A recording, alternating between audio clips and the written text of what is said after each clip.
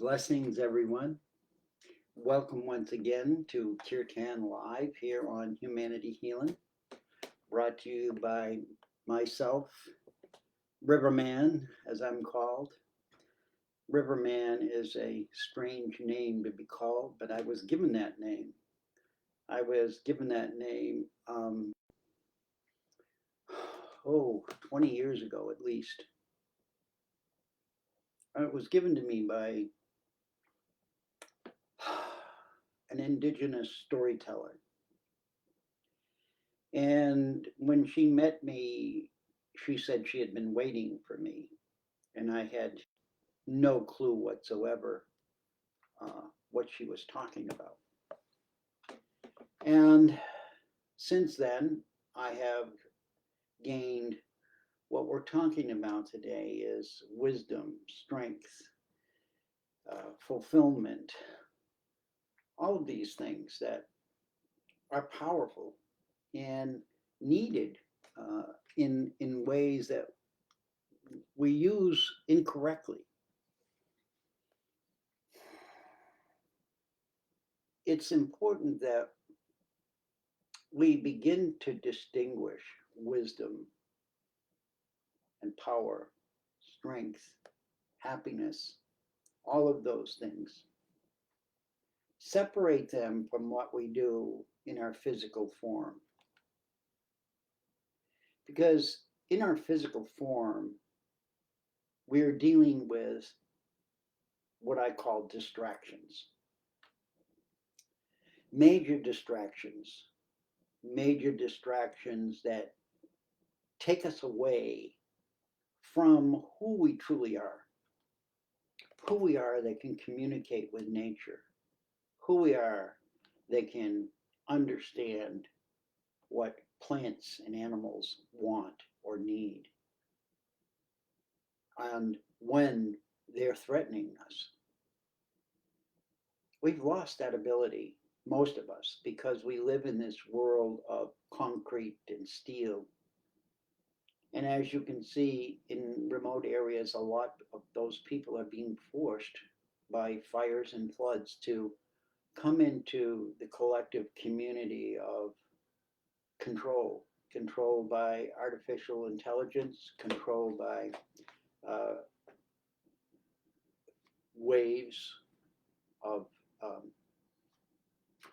what we use here in the computers. Excuse my brain fog.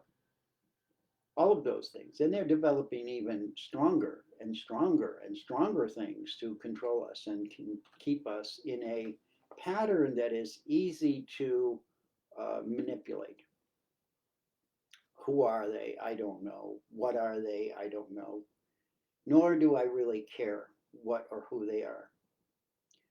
What's important is that we find our own strength. We find our own wisdom. And we follow it because that's our power.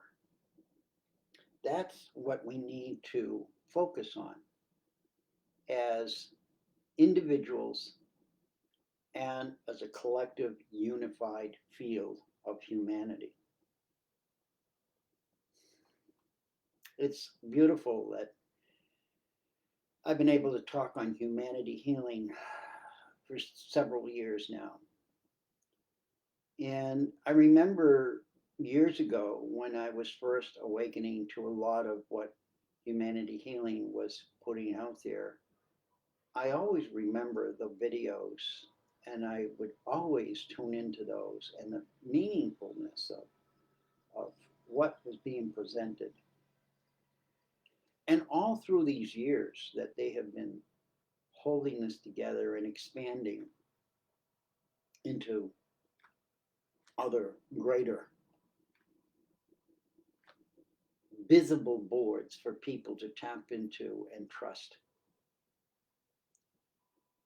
It's been an honor to be here. And I have to thank you.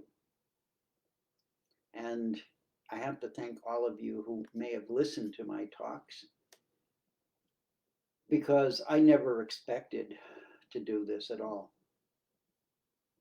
There was no sign in my life prior to getting the name Riverman that would have ever told me that here at 74 years old, I would be wanting to speak to the world and helping them look at life differently. And that's what it's about. Let's take a look at life from a different point on the wheel. Now, I always tell people that when they're struggling, when they're looking at something and they're focusing, let go of the focus. Close your eyes. Take a deep breath and step back. Step back because when we're focused on something, we may not be consciously aware of what our body is going through in that process. But every cell of our body is screaming at each other to put their energy at that focal point. So when we wonder, why am I exhausted? Or why am I depressed? Or why am blah, blah, why, what we wake up to in the end is we're somewhere along the line, and I'm not saying if you have physical or mental issues that are causing that malfunction to occur, but you got that by not listening to your heart. And that's a bold statement.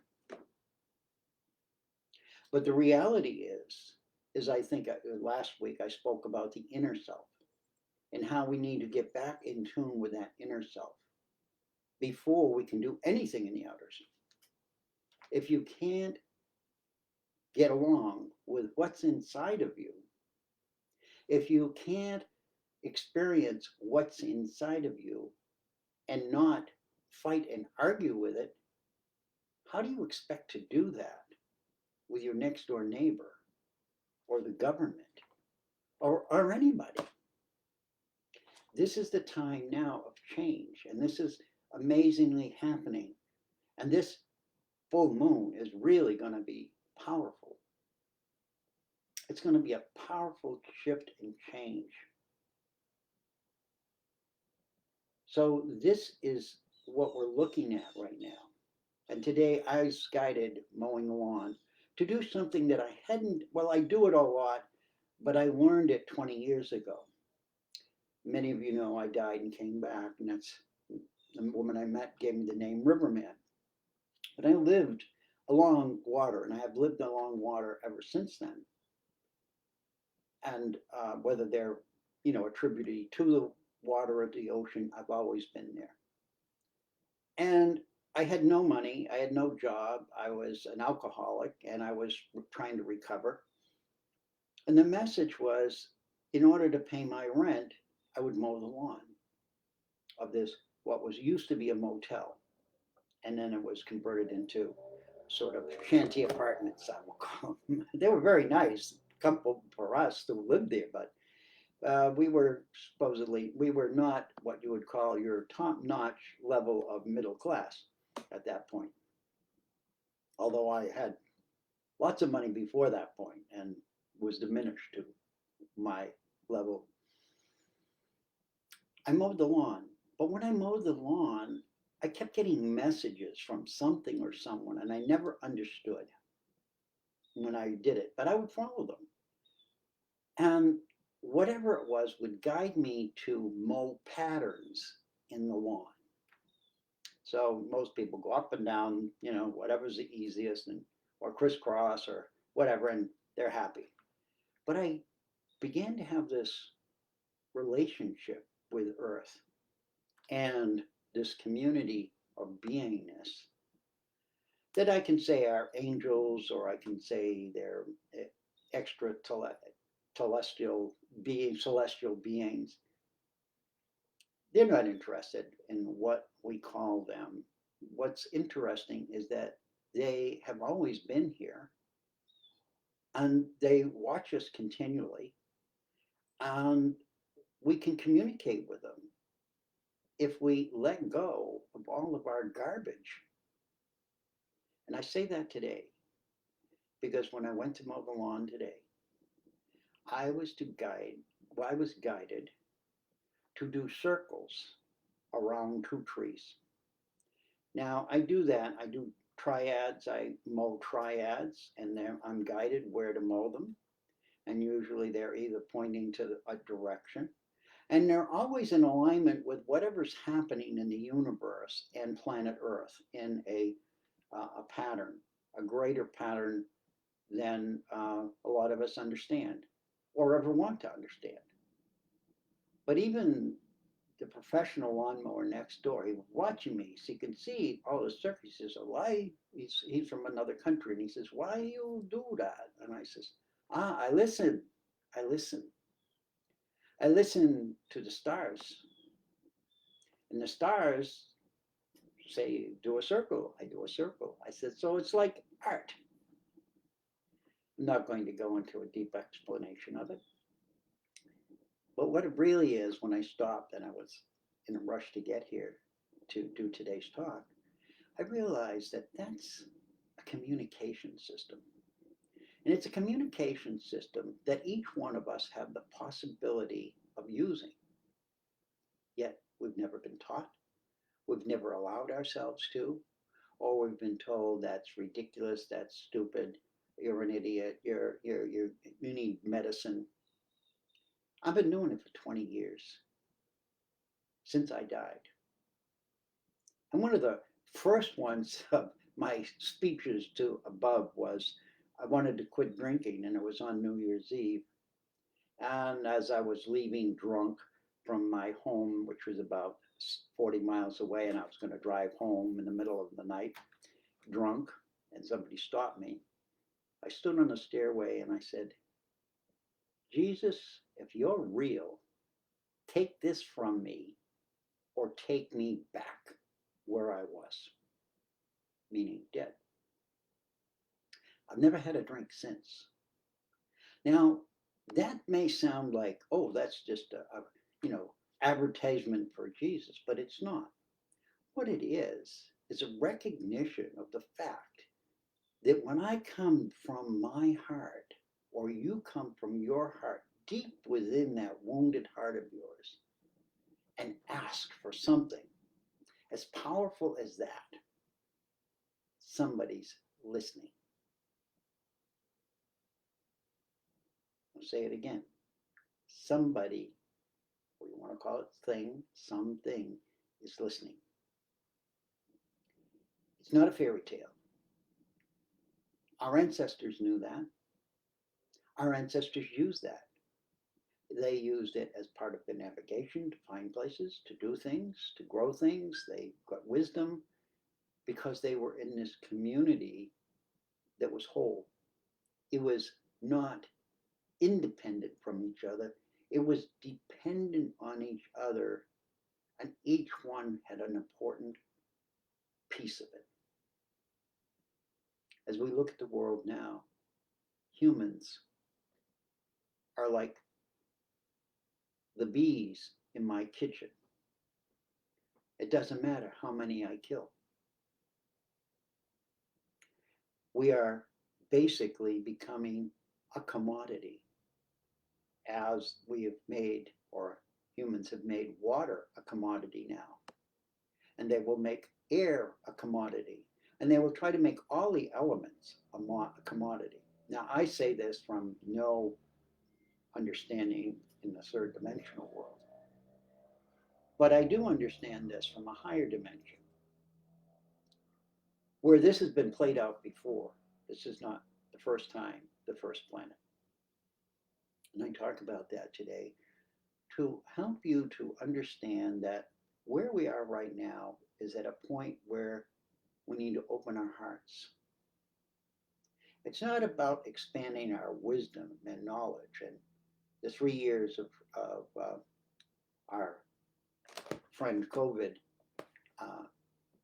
has taught me with the brain fog is that my memory is not as important as I thought it was.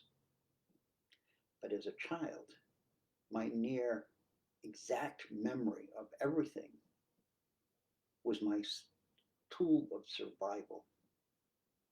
And right now, this is what's happening. Everybody's working on the mind, on the mind, on the mind. Artificial intelligence, artificial intelligence, artificial intelligence. Why do we need our artificial intelligence when we have our own intelligence? Because the artificial intelligence is easier to control. All I do is put a couple of numbers and change things and flip them, put another disk in a disk player, or whatever they do. I don't really care what they're doing. But I do know that if we rely on something that is not attached to our heart, we're in for a very, very long period of disaster. And I'm not here to be Mr. Downer today. What I am saying, start trusting your heart. Look at your head as that original artificial intelligence. Because the real intelligence isn't here, it's out there somewhere. And we have the opportunity to tap into it, like I did mowing the lawn, like I did when I died, like I did when I spoke and asked for help. Every time that I was at the last breath of whatever it was and I asked, something arrived.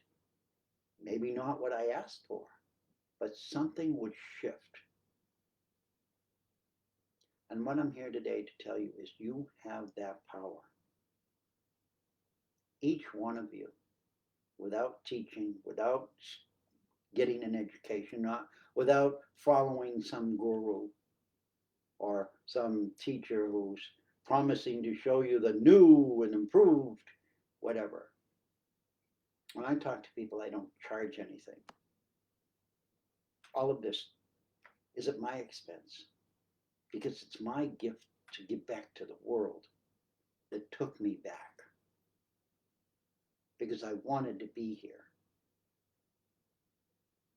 And it was not a very long conversation I had in my death experience, but it was powerful enough for me to be allowed to come back if I was going to follow through with what I said.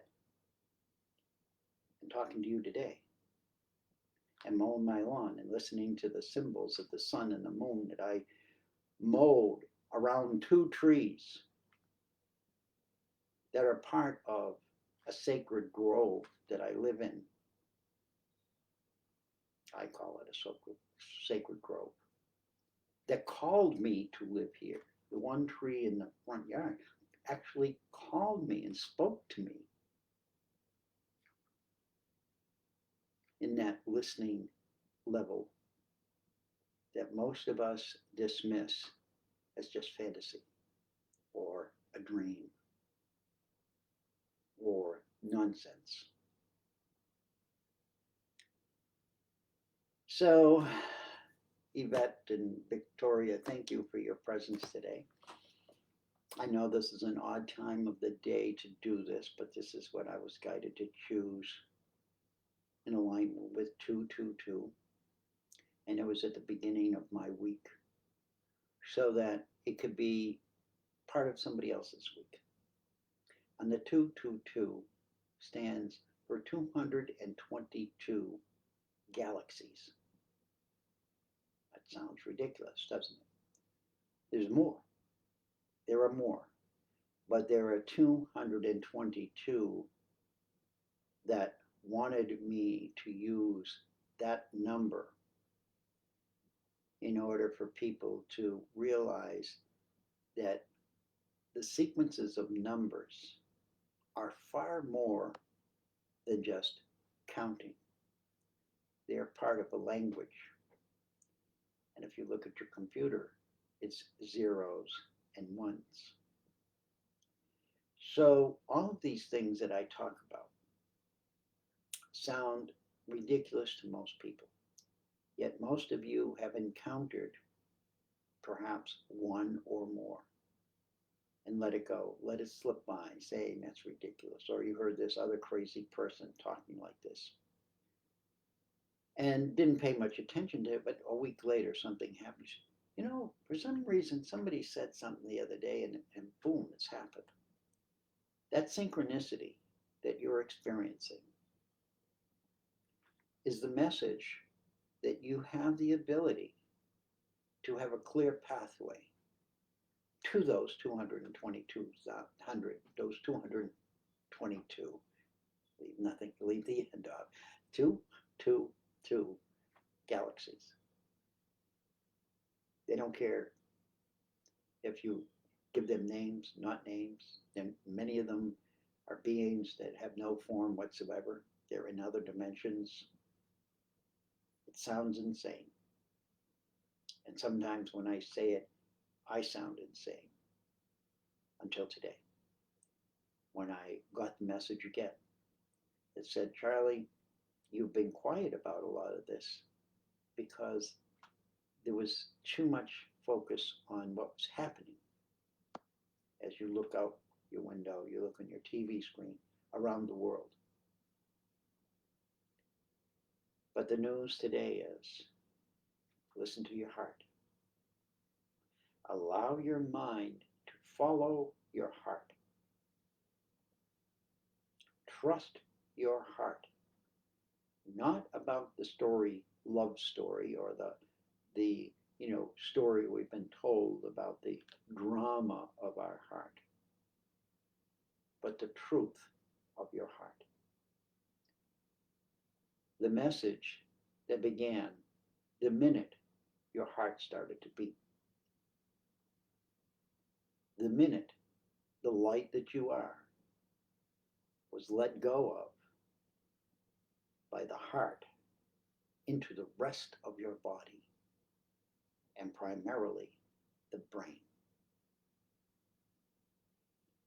It's your heart that triggered the brain. The brain did not call to the heart and say, okay, it's time. Trust your heart. Know that when you're upset in your heart, there's a reality beyond what you see that's going on.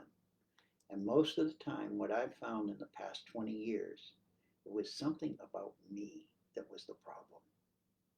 And I hated to admit that. But there was something I was denying in myself. And mostly, it was denying my own power. I felt helpless. I felt like a little child my whole life. And children were meant to be seen and not heard. I was punished just like many of you. Or I was spoiled rotten and had no boundaries, no way of knowing what was right or what was wrong. It was like, oh, everything's fun and games, just go do it.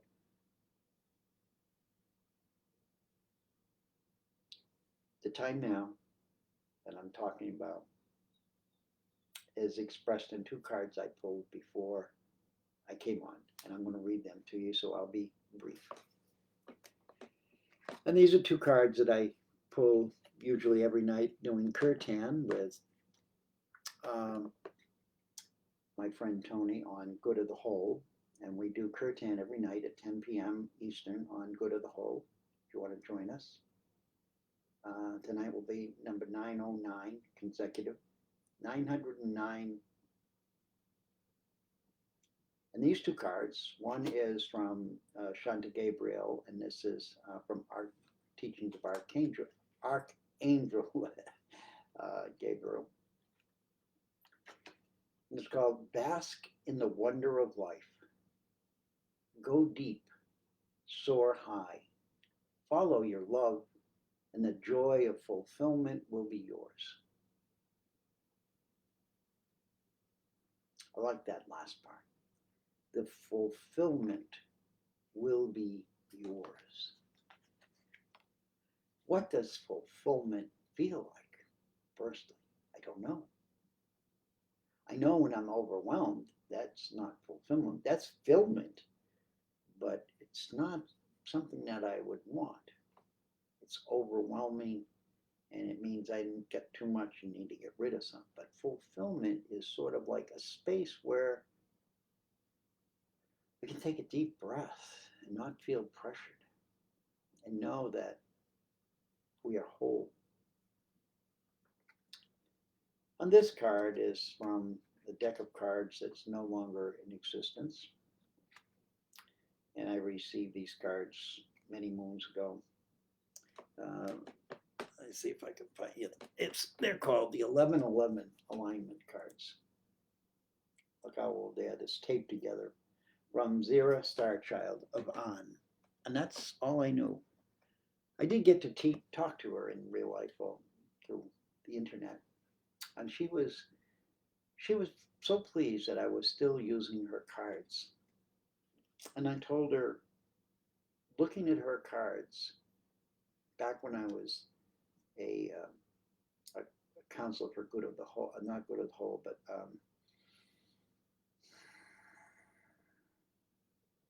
where's the book? I got it right here somewhere.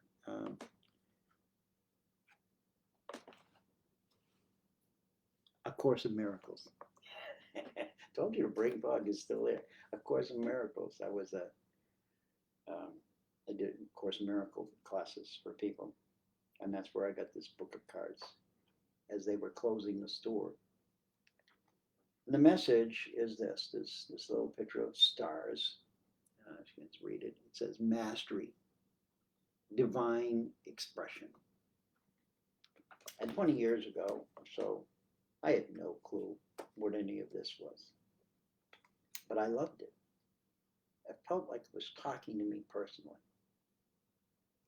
And the message of this card, of mastery, is this. I look to the stars for my strength, wisdom, and power. I'm going to put that here. Hello, Joe. Good to see you. Thank you, brother. I look to the stars. Look to the stars for my strength, wisdom, and power.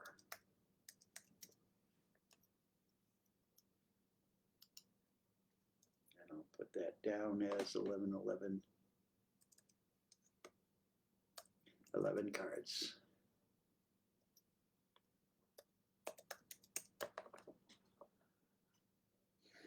I want you to think about that as you go about your week this week. Is when I'm in a place where I'm confused or feeling despair or abandoned or anything where you are struggling inside yourself, inside of your head, know that by breathing gently, you can come back into your heart, you can focus onto your heart and leave your head in a place of peace, or you can listen to music, or there's a lot of ways you can calm yourself. But when you get to that calm space, look to the stars. Look to the stars and know that our sun is one of them. Our planet is similar to many planets that are orbiting around those stars. That we are the only Earth as we know it, but we are not the only place where beings are alive and working with the planet in harmony and balance. It's a path that we have chosen, and a very bad habit we need to get rid of, because we are now addicted to it. So the only way we can free ourselves from the addiction is not to find other substances to addict us and block our mind from thinking, but what can open our hearts? What is the medicine to open our hearts? So bless you all for being here, and know that I'm always sending peace, light, and love to you, all of you, wherever you are around the world. And that together, if we change that conscious awareness of who we are as human beings and let go of the stories we've been told, which are not accurate. And now, if you look at the data, you will see it's proven incorrect. Yet they still harp on it as being the truth. Where are we headed in that mindset? You know where we're headed, just as I do. We have a choice. We're at the crossroads. Take a right or take a left. No, you can always come back if you take the wrong road. But if you go too far, there you are. I love you. I thank you. I respect you. I am you. You are me. We are unity. One heart, one love. Forever.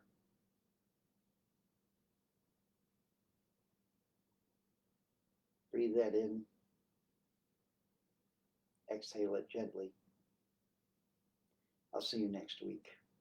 And if you can't catch it live, it's always held in the video connection of Humanity Healing and spread anywhere you can find Charlie Riverman running his mouth somewhere, or his energy. Love you all. Bless you all. For those of you who are coming to Curtan tonight, we'll see you there. Tony won't be there. He'll be with another Curtan group that it's starting live in a local neighborhood. So he's going to assist them tonight. And blessings. Love you. Bye-bye.